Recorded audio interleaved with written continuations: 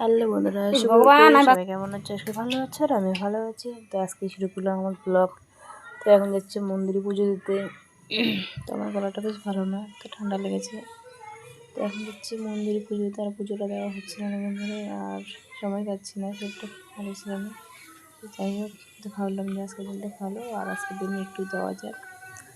তো সেই জন্য মন্দিরটা একটু মুছে নিচ্ছে। আর অনেকদিন পুজো দেওয়া হয়নি না, তো অনেকটা নোংরা হয়ে গেছে মায়ের ঘরটা।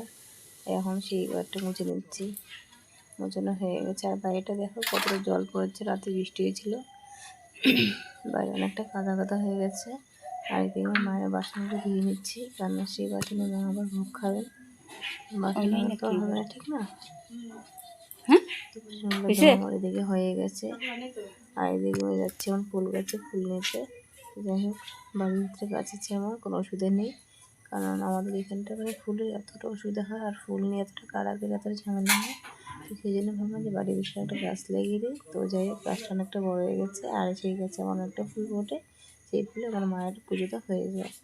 তো যাই হোক, ফুলগুলো হয়ে গেছে, তো তোমরা দেখতে পারলে। আর ফুল গাছটা দেখো কতটা সুন্দর হয়েছে না, বেশ। আর এখন যাচ্ছি মন্দিরে একটু ফল কাটতে, আর ফল কাটার জন্য চলে এসেছি।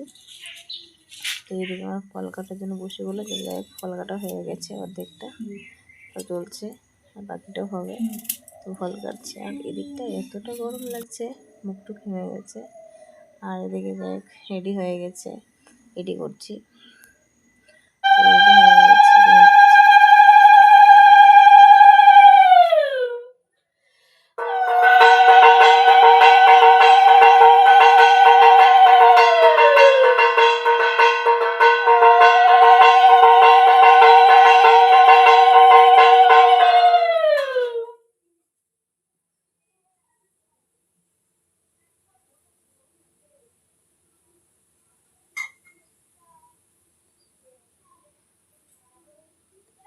টিপ তো দিছি এলা হয়েছে না। এদিকে মাকে আমি বরণ করছি দুধদানি দিয়ে, ফুল দিয়ে হয়ে গেছে।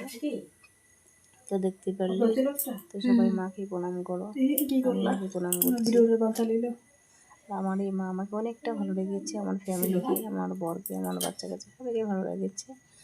তোমাদেরকেও ভালো করে, তোমাদেরও মঙ্গল করবে। আমার এই মা আমার অনেকটা খেয়াল রাখে।